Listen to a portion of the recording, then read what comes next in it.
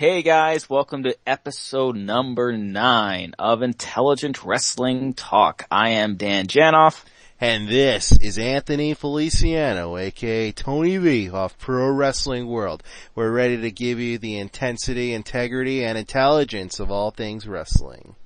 And for those of you who are new to the show, first of all, I'd like to say welcome.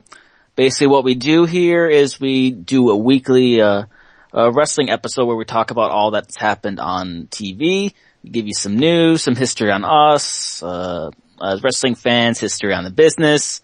But most importantly, we will do a Q&A every week. What we do is we throw up a question in our Facebook group, and we get people to ask us a bunch of questions, and we answer it all on the air.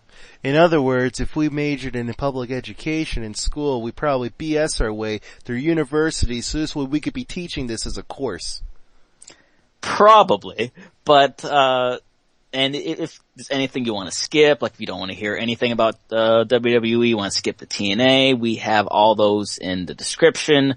You just look for whatever you want to hear, just click on the little time, and the magic of YouTube, it fast forwards you right there. Oh my god! But with that being said, let's get started with the show with WWE Monday Night Raw. The following segment is everything you need to know about Raw. We saw the return of Edge. Very anticipated. He got one hell of a response from the crowd. He also had, if you notice, he had Tony Chimel do his introduction.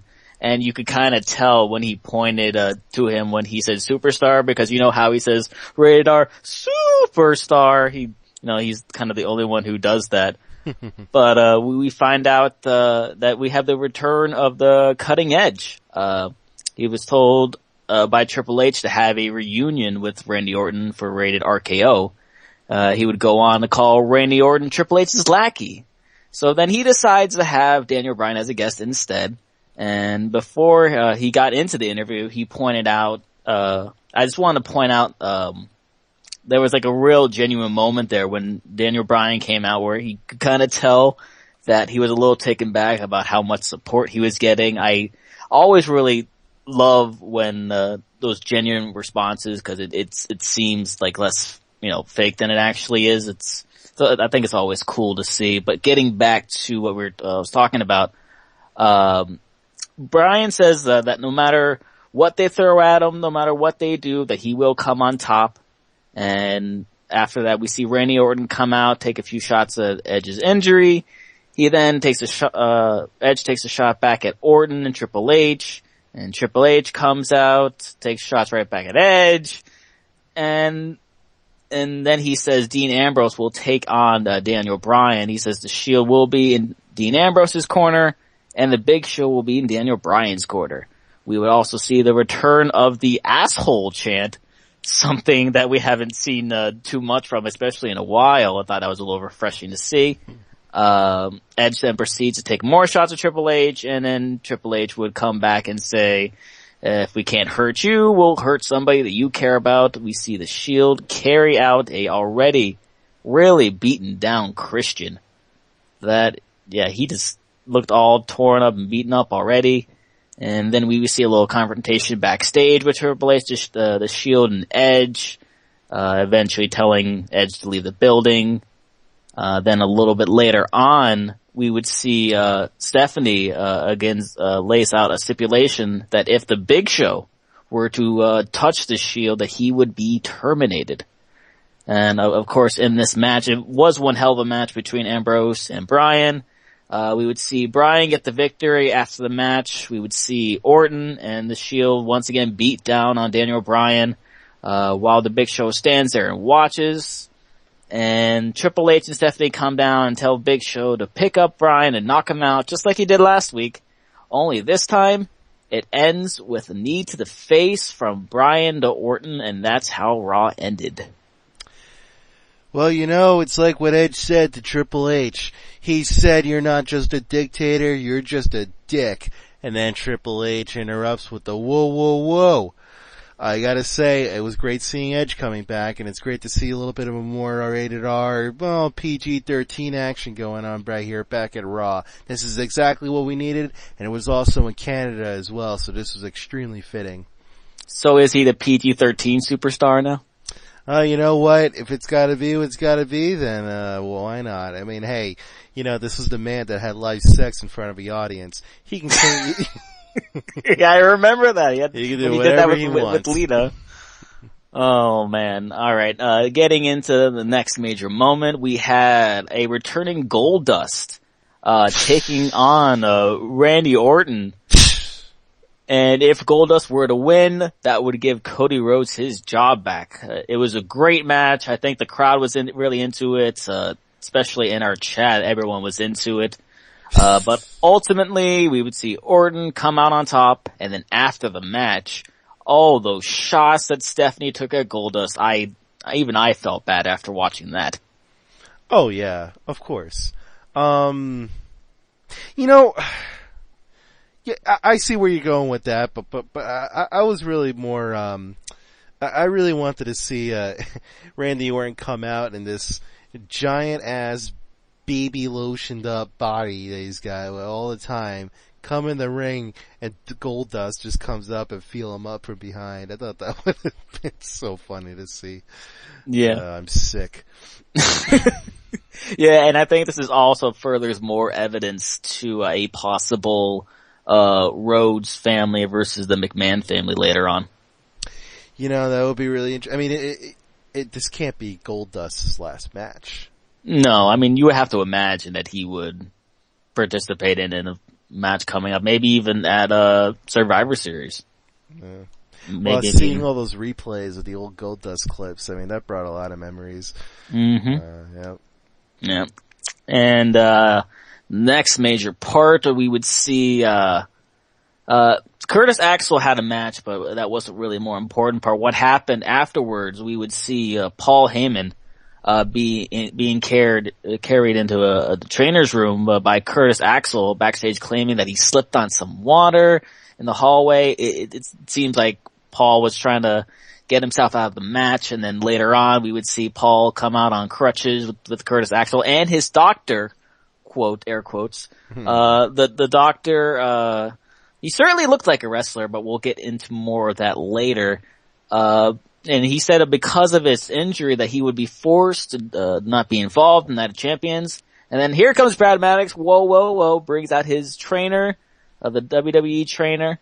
And it was really funny when he was getting looked at by the WWE trainers, because you could hear like the faint chants of, "This is awkward." I thought that was pretty funny. And then of course Doctor said he was fine. We would then see CM Punk come out. He would clear the ring, give the Doctor one hell of a beatdown. Is there any doubt that on Sunday that we're going to see possibly the end of this feud? It just sounds like something that just won't go away after this. I mean, what's next then for CM Punk after that? I think the only thing I could see is if he goes in a ring Monday Night Raw the day after the pay-per-view and he starts running this promo, maybe there's a new wrestler that interrupts him and starts a new feud. Who knows? I mean, possibilities are endless. But like I said, even if it doesn't end, right, and he's still feuding with Paul Heyman, I think you see, you can't just keep using Curtis Axel. I'm thinking maybe there could be a split between Heyman and Axel, saying, "You're no good for me," and Paul Heyman comes back, but with a different guy. That could be interesting to see. Depending on that's really the only way you can, sort of do this. But then again, how are you going to top these past 4 weeks when Heyman and Heyman and Punk have been torturing each other? Yeah. That is true. I mean, you would have to think there is some sort of future with this feud, but it's really hard to predict because there's only so far they can go with Punk and Axel. So much these past few weeks, even if they've done it again. Well, what's next? You're going to bulldoze Heyman's body on a thing? I mean, it's like I think it was the Family Guy of Jackass when Johnny Knoxville's like, "I'm going to put this shotgun in my face," and he's nothing but a half a skeleton, and he goes, "Ah!" All right. I wasn't really sure where you were going with that there, but getting back into what else happened, we would hear that during a pre-show of Night of Champions, we would see a tag team turmoil #1 contenders match for the tag team titles with Tons of Funk, 3MB, the Real Americans, the Usos, and the Primetime Players. 2 teams start. Once one is eliminated, another one comes in. I mean, it has to be a foregone conclusion that the Usos will probably win this match, considering how much they already have a history with the Shield. Yeah, I guess that's fair game. I mean, whatever. They were really good in SmackDown, I thought, against the Shield. Mm-hmm. Well, we'll see. I'm open to their tag, because you know what? Even if they win the tag teams, right? Mm-hmm. I mean, that could mean that it can also bring Rollins and Roman Reigns into more of a solo picture now. Yeah. I mean, it would be nice to see, but I don't see them losing it just yet. Yeah. I mean, considering their higher up role and they're really involved with this Triple H Daniel Bryan storyline. Yeah, that's true. The following segment is everything you need to know about NXT. And a few major things happened that we will want to get into. This didn't open up the show, but we would see Bo Dallas come out and continue to believe that he has all these fans chanting his name. Also says that he is Sami Zayn's mentor. He also says that when he's healed and cleared that he will face Sami Zayn, but of course not for a title match because he doesn't deserve it yet. No, and my favorite part was when Bo Dallas comes out, and I think I could be wrong, but he gave someone a 5, I guess. But then I saw the person, and it looked like he even put his hand out or anything like that. Yeah, it really seemed like they was. And he's talking, the crowd is talking too, and he's the greatest airheaded heel. I really, really like this character. Yeah, me too. It'll be interesting to see how much further they push this. Yep. Moving on, we would see a non-title match between Sasha Banks versus Paige.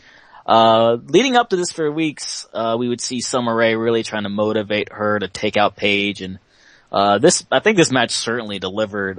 It was probably better than any match we've seen on the current main WWE roster that we've seen in a while. But it's not the best women's match in NXT, which is certainly saying something considering all the talent that's down there. We would see a lot of knees and elbows from Paige, a few submissions from Sasha, but ultimately we would see Paige, who would be the one to get the victory. But as Paige was exiting the ring, Sasha would attack her from behind. This could possibly be a future match for Paige's title. Yeah, this was a really good match. I thought, it's funny you say that this is a lot better than the main roster, because it is. Yeah. It couldn't be any more obvious. Now, the thing that I'm afraid of is that even if they put Paige in the main roster, I'm afraid she'll just have not much to do. Just like the way they're treating, will she be someone's lackey? Will she lose the gimmick? I mean, she's the anti-diva. They even call her the anti-diva in NXT. Yeah, I mean, and she's certainly getting a lot of time where she's at. I think if they brought her up now, I think she would just kind of get drowned out into this one tiny diva segment, and that's it. Following segment is everything you need to know about Impact Wrestling. We have TNA No Surrender. Normally Impact, but once again, TNA throwing up their pay-per-view on a Thursday, and we would see opening the show, we see Bully Ray coming out with Brooke Tessmacher. He said that he would be willing to forgive Mr. Anderson because this was all because of Hulk Hogan.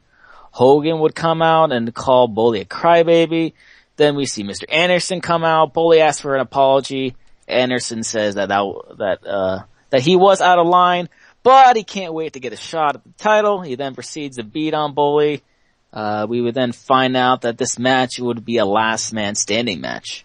And a little bit before this, we see Bully Ray backstage with Aces and Eights. Bully was hoping that they would do the right thing tonight.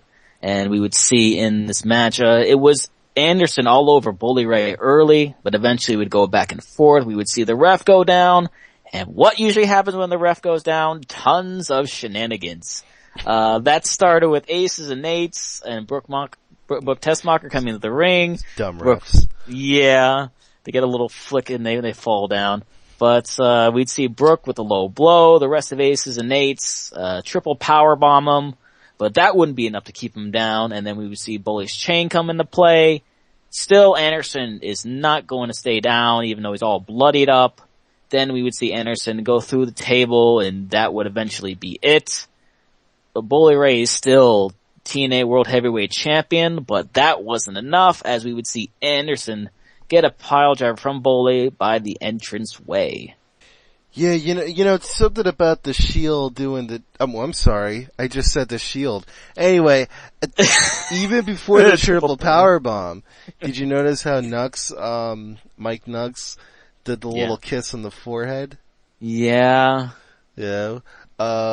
Harkens back to something a little bit.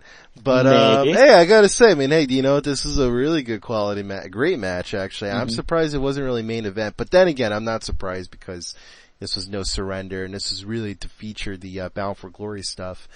Yep. Well, we all knew that, Mr. Anderson was, not really gonna win. Yeah. But hey, you know, he still put on an awesome quality match, and you know, it was great to see this beginning of the end, if not the end, for Aces and Eights, considering who does Bully have now? I mean, nobody cares about Garrett Bischoff. Nobody cares about Wes Briscoe. Yeah. Mike Nux, you know, I'm you know what I mean? Yeah. I hear you. I mean, they seem to be falling off one by one, and I think something tells me it's eventually all going to come to a head at Bound for Glory. Yeah. Well, you know, hopefully sooner than later. All right. And speaking of Bound for Glory, we would see have the end of the Bound for Glory series. The first match was the semifinals match between Austin Aries and AJ Styles. The crowd was split right down the middle, and for pretty good reason, because of just how great these guys are. And just how, you know, they're amazing in the ring, they're amazing to watch, and facing other people, but when they're facing each other, it really puts on just one hell of a show.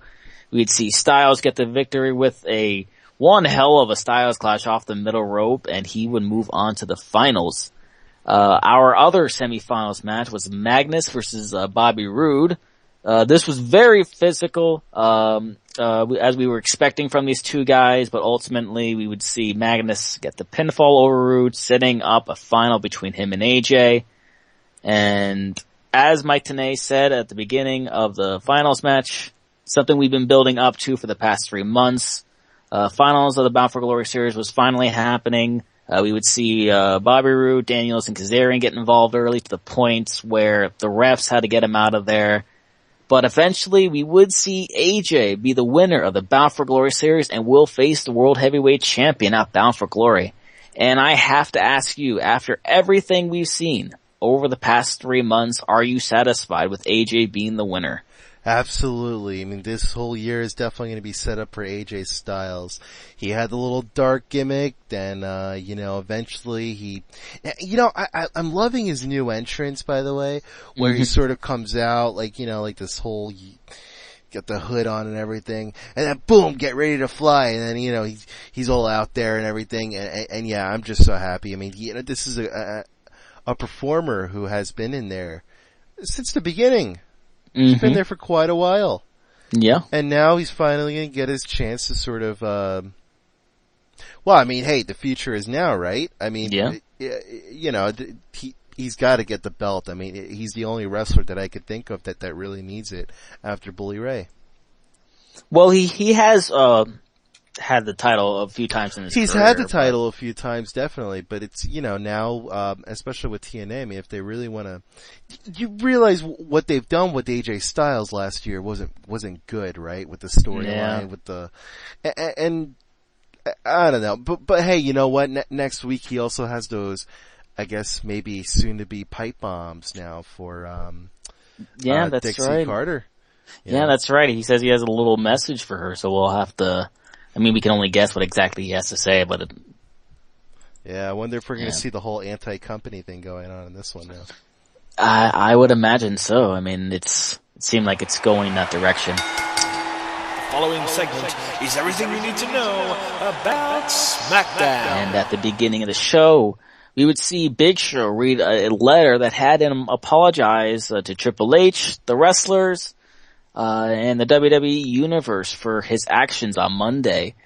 We would see Triple H come out, thank him for his apology, and says that if you don't want to listen to what the CEO of the company wants you to do, then that's grounds for termination.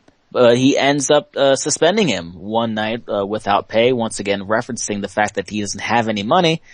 And after leaving the ring, we would see the Shield come down, attack him, and he would fend him off a little bit, but eventually Roman Reigns would get a hold of the chair, and then we would see another triple powerbomb, but this time it's on the WWE side of things. Now this is how you start SmackDown.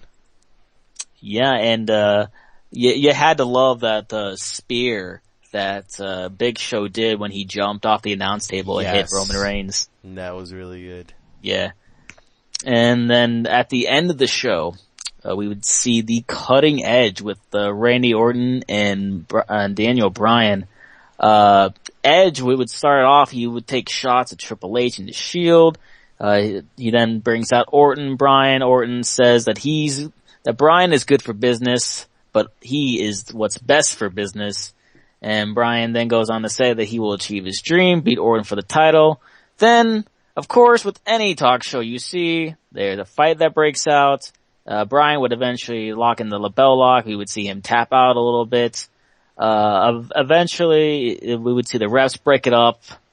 And of course, Edge had to get in his little plug after the show for his new show, Haven. And it was funny to see because Daniel Bryan came over and was like, "Can I be on the show?" And he's like, "Yes." And he's like, "Yes." That was a lot of fun. Yeah, but hey, well, it all depends on what character he's gonna be. Is he gonna be the troll? Hey, there's plenty of parts for that. I'm not exactly sure what type of show it is, but considering it's on Sci-Fi, I would assume it's some sort of science fiction like show. So yeah. I think it could work. I'm so out of the loop with these shows. I haven't even seen Defiance yet. Yeah, I haven't seen that show. Sharknado was the last thing I watched on there, but I'm taking you off course now.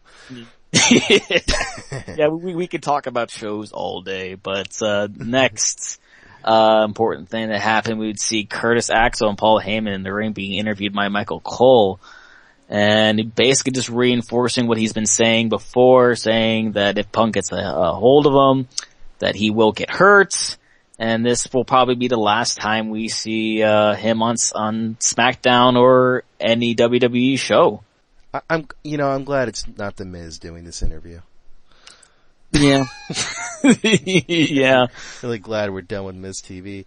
But, what are your thoughts on that? This is an emotionally, investing story. It's gonna, may or may not conclude in, Night of Champions, but where do you think that they're gonna go from this now, since you asked me earlier? It really just seems because there's really nowhere else that they can possibly go. That they've played this whole thing between Punk and Heyman for I think what's been a couple of months now, right? Since he made Money in the Bank. Yeah, and I think it's about time for this to end. Maybe get Punk to feud with somebody else. I don't know who. That's what WWE Creative's for. That's not really my job, but I think any more of this and the fans will start getting bored. I think. Even though they deliver great promos back and forth, I think they've pretty much said everything that they could say. In all these 4 weeks, CM Punk's only been fighting, Curtis Axel. Yeah. it's like you said, it's been happening each and every week, and there would be something different happening after the match, but it would pretty much be the same message. But there's only one way to solve this, and that's with the dance off, because that's the only way you can solve everything now is with the dance. Yeah, we're not. But I don't want to talk about Misco Ferno. I don't want to talk about the Great Khali, and I don't want to talk about R-Truth or I'll talk about Fandango, but not during that dance segment. And that's it. Yeah, we're going to steer clear from that. That's right. Anyway, something else that was pretty good to watch. We saw Ricardo Rodriguez versus Alberto Del Rio. And to be at the match at Night of Champions, Ricardo had to go through with this match. He ended up taking one hell of a beating, but I thought he looked pretty good. He got some shots in, got a tornado DDT, but eventually ADR would get the victory. But RVD would get some revenge with a 5-star frog splash. Yeah, I guess maybe it still surprised everyone, but Ricardo Rodriguez is a wrestler. Mm-hmm. And he looked good. Yeah, he did. He definitely sold the moves. He knows how to take the shots. As far as wrestling demonstration ability goes, I've only seen him in one match where he kind of jobbed to, Sin Cara when he was masked up as El Cal for Saturday Morning Slam. Yeah. Yes, I did watch that one, and, yeah, I don't know. I mean, hey, we're still happy with Ricardo Rodriguez being RVD's manager. If RVD gets the belt this Sunday, could he be a transitional champion? Maybe maybe Del Rio is still gonna hold on to that world champ belt. Yeah, a while longer. Am I the only one? I'm just gonna throw this out there.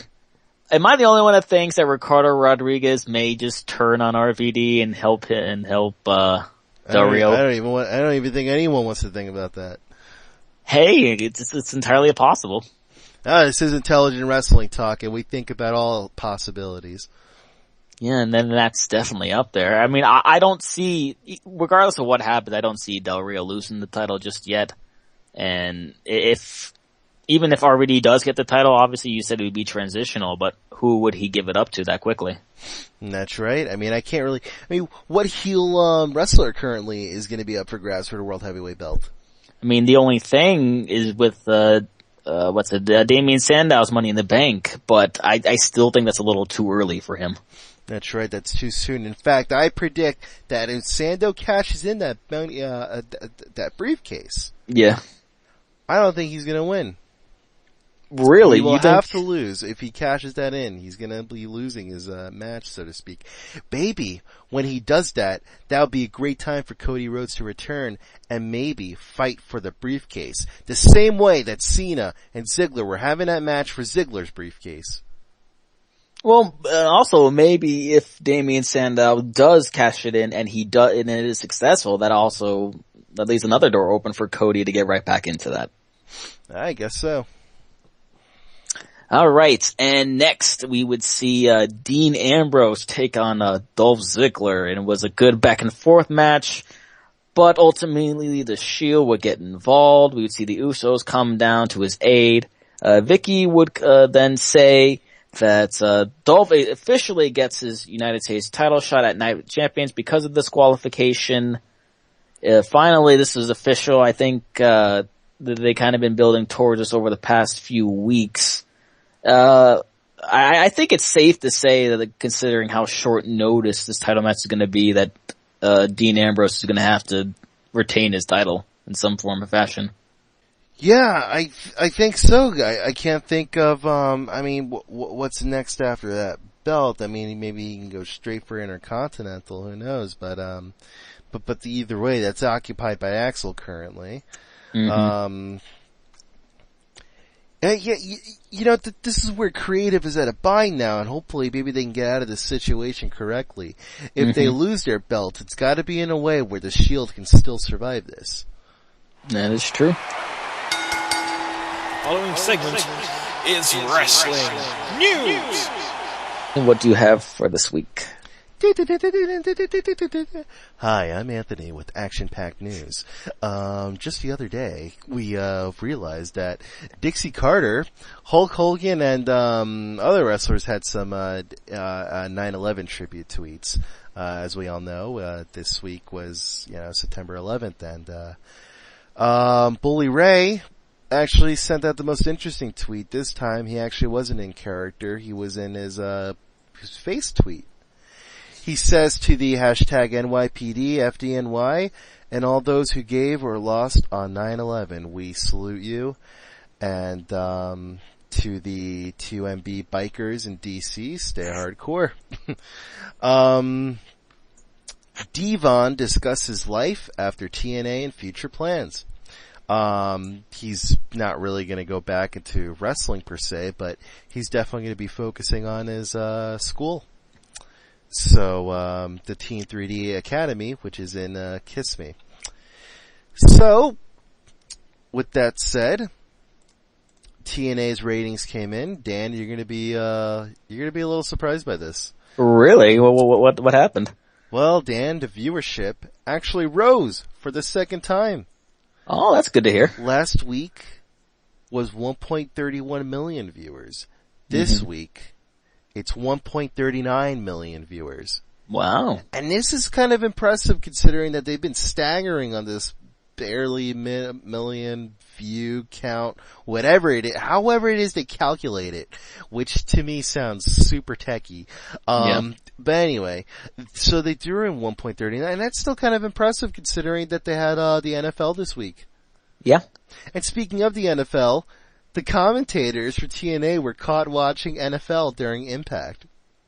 Really? I didn't notice that. Yeah, a photo surfaced online. It was featuring them when a fan attended Impact Wrestling and noticed that they were watching it off one of the monitors between the Patriots and Jets. Which I gotta say, if that is true, right, which kind of is, I mean, these guys are big football guys, I'm sure, especially Taz, you would be watching the Jets.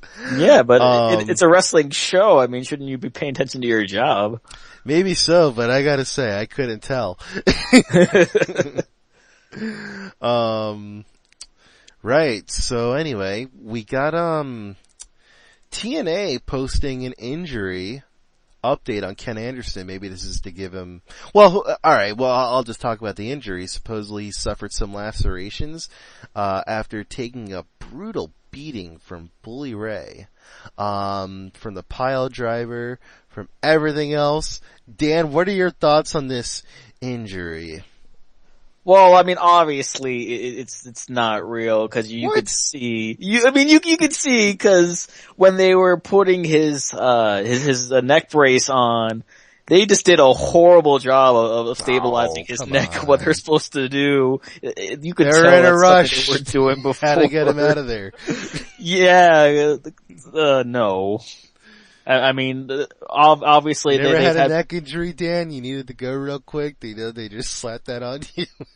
Your neck. Yeah, cause that's a part of their job is to stabilize the neck, but obviously these guys aren't really EMTs. Yeah, well, yeah, I guess you're right. Yeah. Yeah, damn right. Well, hey, I did a little bit of searching and, well, I guess we're gonna find out now who played Paul Heyman's doctor last Monday night on Raw. It was, the person who played Paul Heyman's doctor on Monday Night Raw. 'Cause you'll notice he's a little solid, right? He's a little more built.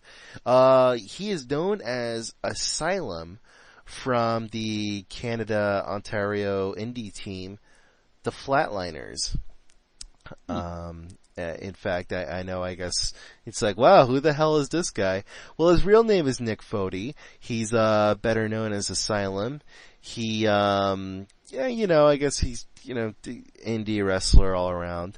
In fact, he says in an interview before that he wasn't really into wrestling when he was a kid, but that all changed when he saw WrestleMania 6 live at Skydome. He was, at Toronto. And that's when he was fascinated by the Ultimate Warrior, because this guy likes comic books and superhero stuff, and he thought the Ultimate Warrior seemed like kind of a superhero, and that's how he got into it. He eventually went into training, and believe it or not, he's actually wrestled with Samoa Joe, which is a feat in itself. And hopefully maybe this goes somewhere. If since he took a beating for Punk. Yeah. But hey, we all know what happens with wrestling extras, though. Normally nothing really happens. Yeah. But, hey, hopefully with this guy, maybe we'll be seeing some more of him. I gotta check him out, definitely. Alrighty. So, WWE kind of pissed me off today in the news. Oh, really? Yeah, because it's talking about superstars who have gone to hell. Dan, listen to what they wrote about the Brood. I was happy they even mentioned the Brood, because they got their picture on there, and I'm thinking, great, maybe the Brood is going to get some love. So here's what they wrote. These three, the Brood, proved they were no extras from the set of Buffy by bathing foes in plasma and being as badass as their entrance music. Plasma? Why do they write blood? Plasma is what it gets extracted from blood. Oh my god. Bathing foes in plasma. That's terrible. Come on. Who wrote this? You see, I wouldn't even want my name on here either. They even said, it's by WWE Magazine. Yeah, that's terrible. Good. I would feel so ashamed if I were the author. Don't ever put my name on anything. When you write my check, don't even put my real name on it. That's a good call right there. P.O. Box account too. Alright. So this is another big thing that's been happening, setting buzzes too. Jim Ross being set to retire, even though recently he said he had no plans to retire. I don't know. There's a lot going on with this. Dirt sheets are reporting different things, which I don't really want to, because I want the official word. I guess we'll probably find out more about it. I mean, he was retiring, and maybe good for him. But at the same time, though, now this is a little weird. If he was really going to retire, I would assume that this had been long-term plan, and they would make it a final episode. A final episode just for not a final episode of Raw. What I mean is that they would give a tribute episode for JR. Yeah, it would be nice to see a proper send-off as opposed to just hearing this in the news. That's right. A proper send-off with the audience chanting, "Thank you, JR." Sounds perfect to me. That's what I'd like to see. The following segment is your host. And every week we give you a little bit of history on ourselves. And for this week, we're picking favorite tag team of all time. Not necessarily all in WWE or TNA, just all of tag team wrestling in general. And for my pick, I went with the New Age Outlaws. I always had fun watching their entrances, and I always thought they balanced really well out. No. Yeah, there you go, right there. Your posterior better call somebody. Yeah. But yeah, it was always fun to watch them, regardless of whether they were heel or face. They were always good. And I thought they were especially funny when they were faces, when they would make fun of the McMahons or the corporation or whoever was their arch rival at the time. But yeah, New Age Outlaws, favorite tag team of all time for me. My favorite tag team of all time were the Hardy Boys. They were at their prime in the late 90s, early 2000s, and they always gave extreme matches. That's not to say anyone else wasn't just as great either, but what I love the Hardy Boys is a lot of their image. I loved all the different types of, whereas a lot of wrestlers would usually kind of wear like one different thing, sometimes the same, maybe a little thing different as well. At least our Hardy Boys always changed it up.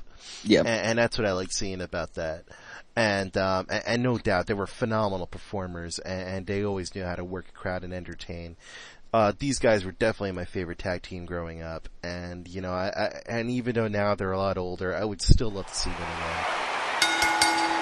The following segment is Your Wrestler. Alright, Anthony, who do you have for us this week? So this guy's pretty interesting. This guy is known as the Russian Lion, George Hackenschmidt. He was considered a wrestling phenomenon. I don't know why he was called the Russian Lion, because as far as I know, this guy traveled through the Atlantic from England to the United States 4 different times.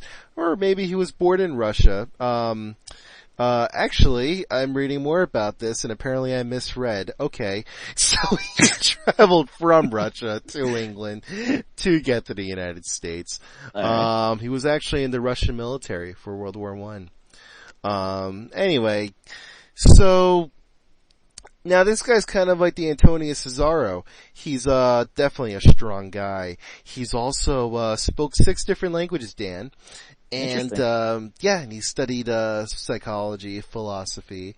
He kind of had that Roman style of wrestling to him where it's very grappler centric, whereas in the later decades to come they would see more athleticism. But this one was more of that strongman focus with wrestling. So with that said, he was so big, right? Not big. I mean big as in popularity as well. But yes, he was very big and strong. But what happened was that there was this huge match with so much money on the line. There were 25,000 plus attendees, right? And so that total money was $87,955, which in 1910 was a lot of money. And he was scheduled for 2 quick falls, 2 falls count match. The first one, which lasted 14 minutes, 18 seconds, and I know you're thinking, well, hey, that sounds kind of like a normal match time. Well, except this guy is supposed to be wrestling a lot longer than that. And his second falls was on 5:32. So it definitely was an embarrassing performing for him, and it definitely pissed off a lot of fans. But eventually Hackenschmidt would retire from the business and become a scholar, just like Damien Sandow. And, and get this. He died 1968 London, 90 years old. Wow. Following segment is the Q&A. All right. So we'll start, end the show with our Q&A. This is where all members of our Facebook group ask us questions. And we actually had a question asked on our last week's episode on our YouTube page, where by username Wrestling Titan asked us, over the years, there must have been an ending to a match that disappointed you, or you thought the wrong person won. So I would like to know if you could change the result of one wrestling match in history, which one would it be? Well, I could definitely tell you anytime The Rock wins this year. Oh. Well, yeah, I mean, I guess that sort of makes sense, because I would have liked to see when he had his match against Punk, I would love to see that just go towards WrestleMania than just ending right there in the Royal Rumble. Yep. And, or even last year when, Jeff Hardy and, Christopher Daniels were having that championship match, title match. Mm-hmm. This was just before the UK thing too, and Jeff Hardy, banned, I guess, from entering one of their countries or whatever. Or not even banned, but he still had that, I don't know, whatever legal issues he was having. And there was no championship belt to be represented over there, so they had this, injury story for Jeff Hardy. Well, what about you? What was your thing? I'm sorry, I'm rambling. It's alright. I mean, I obviously, like I said, with the Rock and Punk, but I just keep coming back to that match when the Nexus, they were first coming up and they had this big match at, I think it was, the Survivor Series, I think, right? Or was it SummerSlam of that year? I can't remember which, but it was when they had Daniel Bryan come back from his little, I guess, suspension, cause I don't know if you remember that, he got, there was rumors that he got let go cause he was choking, Justin Roberts with that tie. Do you remember that? No, because that was one of those years where I kinda didn't follow wrestling too closely. Oh, why do you admit that on this show? Sorry. But anyway, and during that, it would end up being the last three guys that were in the ring. On one side, you had John Cena, because everyone else was eliminated, and the other side, it was Wade Barrett and Justin Gabriel.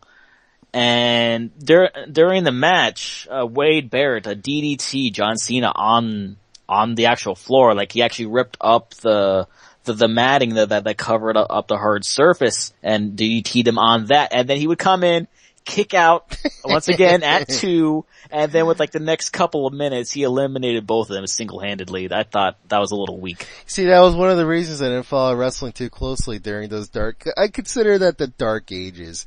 When Cena kept winning, and then it just became like this babyface era during the PG stuff. So, I would try to catch in, I would tune out, catch in again, tune out again. And I guess that was just during that time. And look what happened. Cena won, right? Yeah. So did I miss any history? Did I miss anything memorable? I guess not. Did I miss anything iconic out of this? At least now, like, the product has gotten a lot better. But yeah, man, I could see why you would definitely want that to be changed. Because if that ending was changed, then it sure as hell would have been back on that year, for sure. Mm-hmm. Alright, and our next question that we're going to include that wasn't previously a part of the Q&A was a little bit of an interesting question asked by Michelle in our group. Asked everybody, do you know the only wrestler to wrestle in WCW, ECW, and the WWE at the same time? And said not to Google it, or else that would mean you wouldn't know. So, since we're Intelligent Wrestling Talk, we know our wrestling, I'll let you handle this one. Well, alright, this was an interesting case because not only, even though we were warned not to Google it, even if you did try Googling it, you're still not going to find the answer because Raven will pop up, being in all the companies. So the question was, which superstar, which wrestler had appeared in all three companies simultaneously, the big threes, WCW, ECW, WWE, still wrestling today on Impact. So that was a big hint. A lot of people kept throwing out guesses. I threw in some guesses. This was a hard one. We had over 100 comments. So this is about a lot of different guesses. And, I eventually I had this lucky guess. I told Michelle who it was, and she says, you know what? That's actually correct. So let's drum roll this. All right. So let's see. Was it Kurt Angle? Nope. See, Kurt Angle was going to be a good guess, but then I realized, wait a second, I know who's been there for quite a while. He must have shown up during the Invasion storylines at some point. Maybe it was Jeff Hardy. Nope. No, it wasn't Jeff Hardy, but then I got to really digging. I really put my hand right down into its gut, and then I realized, well, maybe he was a little too young.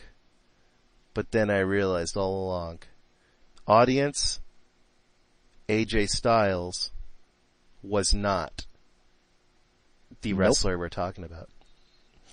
So, here it is now, the big giant drum roll. If we can just get that going. It was... Wait a second. I'm sorry. I can't go on with the show. I gotta stop. Oh. Yeah. Because I don't feel comfortable telling you this answer right away. Yeah, I don't feel comfortable telling anyone because I don't have enough suspense. I think we need more of a build-up, Dan. I think we need a louder drum roll. Christopher Daniels. Oh my god! Oh my god! You see, I really wanted to prep this because it really got into so many people's heads. They really wanted to figure this out. They tried Googling it. Obviously none of them can get it. Shaun Spex knew who it was because he's a pro like that. For me, it took a few guesses, but then I was like, wait a second, it's right in front of my face, because think about it. Christopher Daniels was technically not like one of those contracted wrestlers where he had to stay in like one company. He had the freedom to juggle around 3 different things. Now, there was an interview I remember where he was interviewed somewhere in the street, I don't know where, but he was talking about his WCW run, but then, after the whole WCW acquisition, whatever, from WWE, there was, I guess, plans kind of fell through. He wasn't really with them.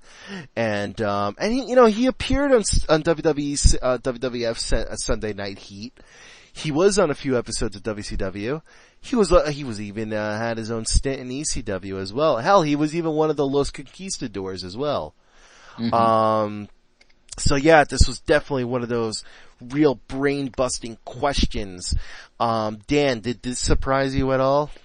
I mean, it did a little bit, but I also remembered because Christopher Daniels was on Cole Cabena's podcast, like right around the beginning where he actually had us on, and this is something that he actually discussed on there, and it didn't really hit me until you brought it up to me. I'm like, yeah, that's right, because I don't know why, because that was one of the few things that I remembered about that little sit down that they had. I want to know how the hell she was able to pull that answer out. that whole question, that whole thing, like that was really good. Yeah, she's full of all these random facts. It's really a lot of ideas, stuff. A lot of ideas, facts. Yeah. All right, well, enough of that. Back to our official Q&A thread that we have here. Our first question comes from Timma, who says, or asks rather, if you had your own wrestling company and had a choice to pick 10 wrestlers from any company, past or present, to be your main draws for your organization, who would they be and why?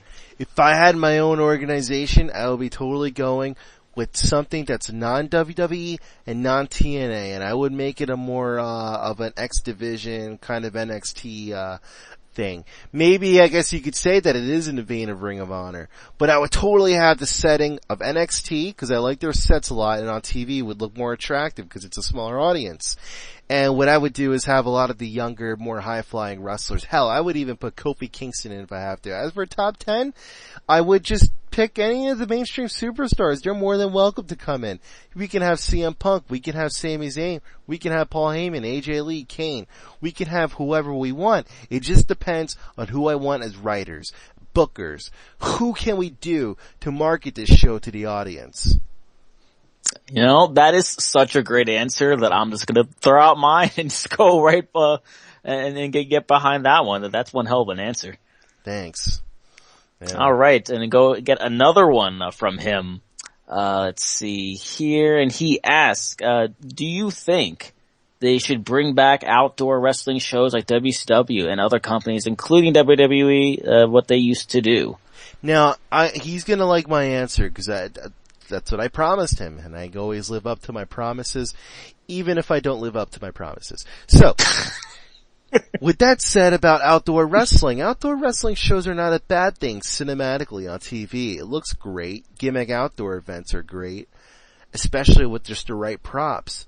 But it's like you said, there is an issue with fan experience. They won't be able to hear the in-ring action the same as an indoor arena. Of course, I'm talking about live audience. So at WrestleMania this year, WrestleMania 29, I couldn't really hear the chants as I would in an indoor stadium.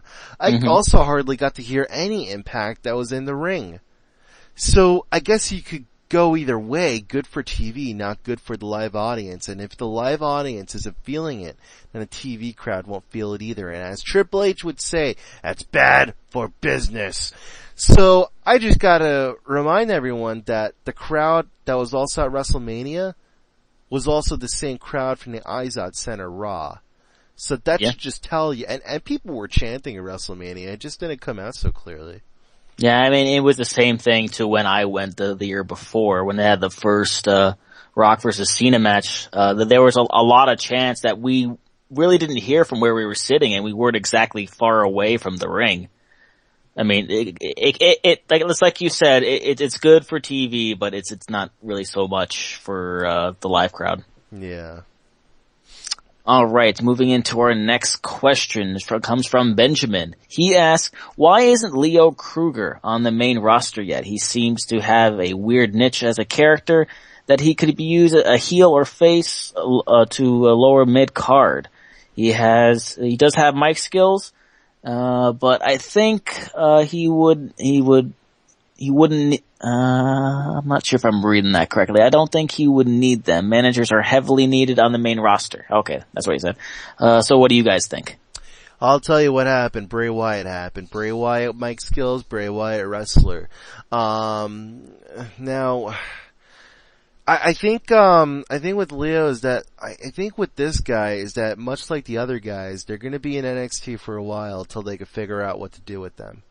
And how to pair him up then, if his mic skills are lackluster. I like this evil promo, but not to mention, I'm sure, and I predict this, that they're not gonna use their guys as expendables. They already gave away their best NXT guys. Now they gotta sort of save the ones that they have, and save them up for later. This is why we're not gonna see Sami Zayn in the roster probably anytime soon.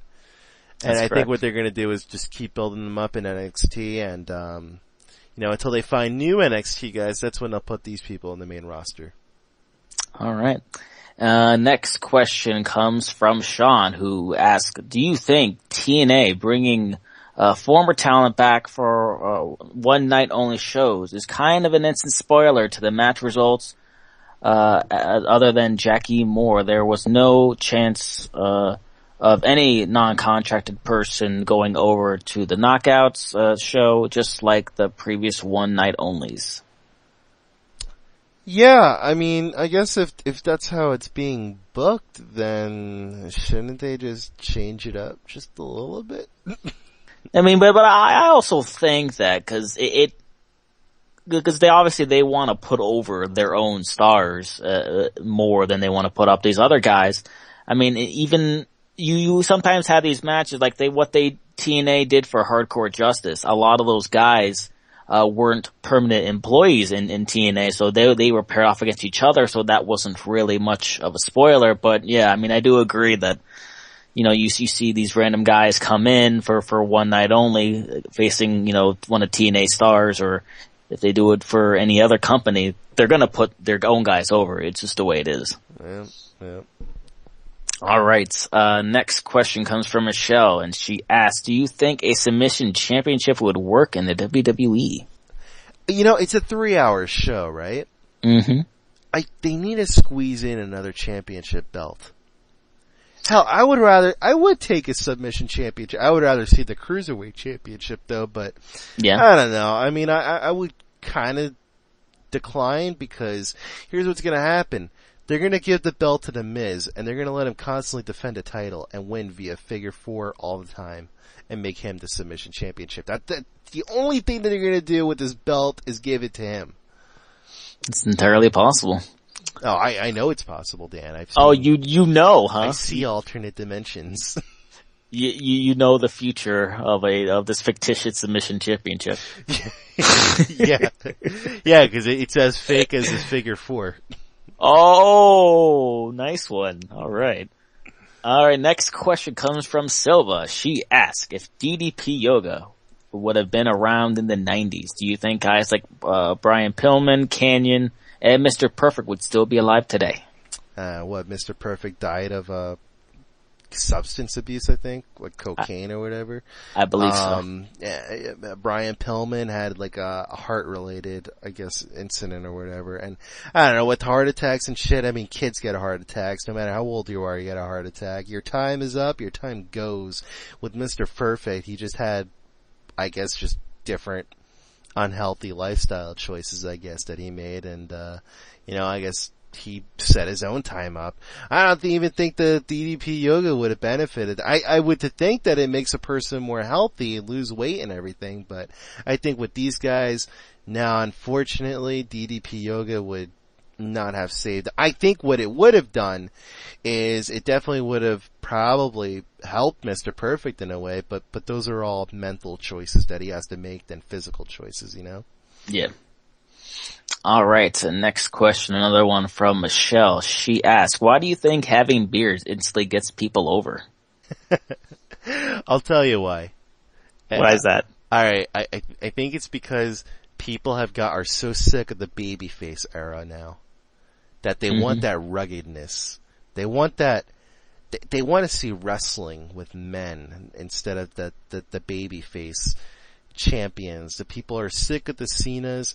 The Miz isn't getting over as a face. It's been so Hollywoodized.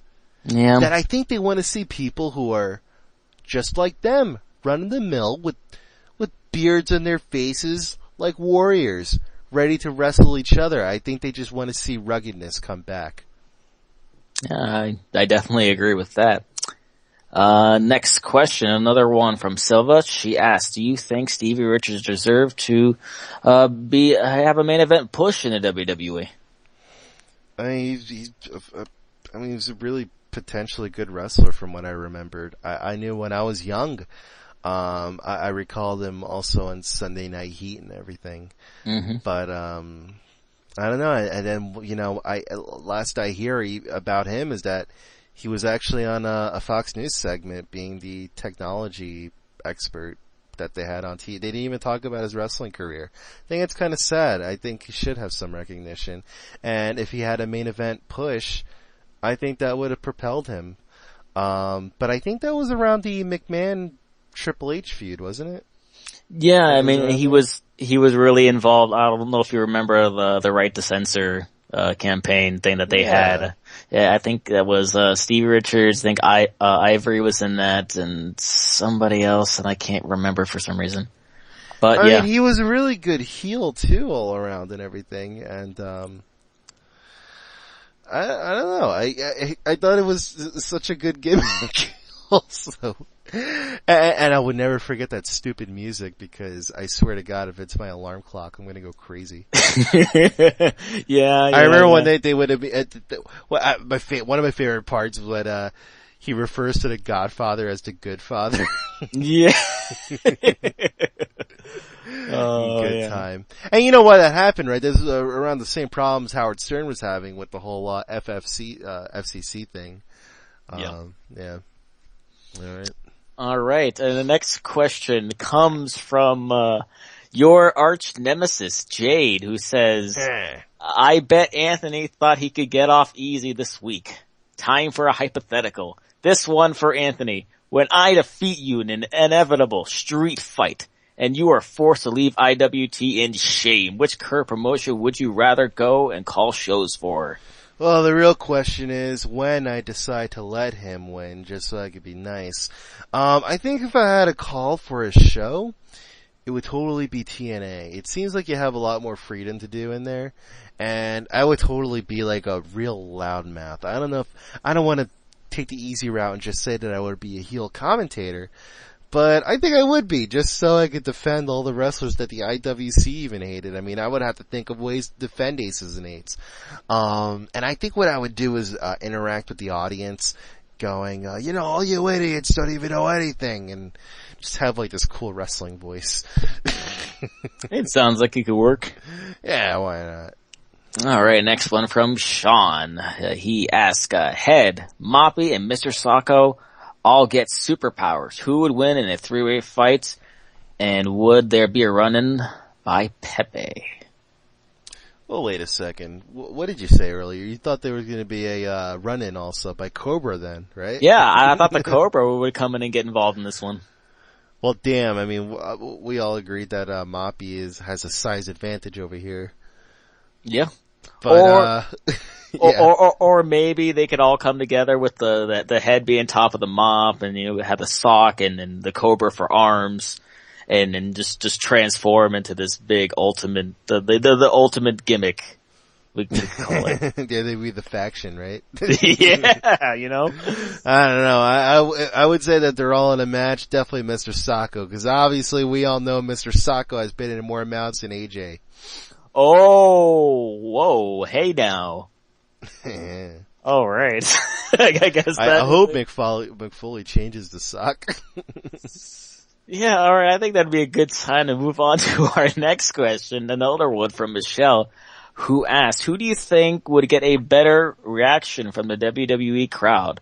Shelton Benjamin, MVP, Big Daddy V, A drunken naked Sonny, Ew. Matt Hardy, or a Chicago hometown debut of Colt Cabana? When CM Punk delivers his heartfelt promo right there in the center of the ring, Colt Cabana is gonna come out and say, hi. Hey, like, Punk, hey, I'm doing alright, how are you? how are you doing? We are live. No. We are live in this studio. No, not an apartment. Can we play my theme music? Let's just play it right now real quick. Yep. Yeah, so I guess our answer right there is for Colt Cabana, cause, oh yeah, he's massively popular or all around the world, especially in Chicago. So, and a drunken naked Sonny would probably get featured at first, but probably like feel pretty bad for her after seeing, the drunkenness and all that. Yeah, right after Future endeavored. Yup.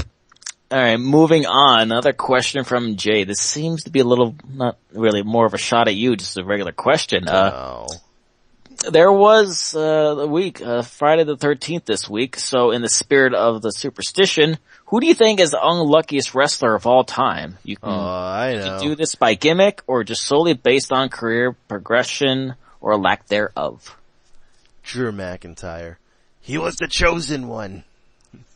Yeah, I mean, and once that, I guess everyone gimmick. was just blaming on what happened with him and Taryn Terrell, and when she left, and after that his career just kind of spiraled down. That was just a huge case of just bad luck, I guess. I guess so. Alright, our last question from Shaun. He asks if, Eric Bischoff creates a new WCW. The name value alone gets him huge media attention. Who from TNA and WWE does he try to swoop up first?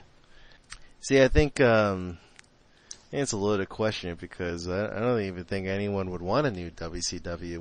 We've clearly seen that with TNA so far in the latter half of the year, and we've seen where all that went. Out the window. The only people he's going to scoop up is his son, Garrett Bischoff, and then Wes Briscoe, because after that, he's not going to find any work. Yeah, maybe just he'll try to recruit all of Aces and Eights in there. Yeah. Including the former members, but, they're all doing their own thing.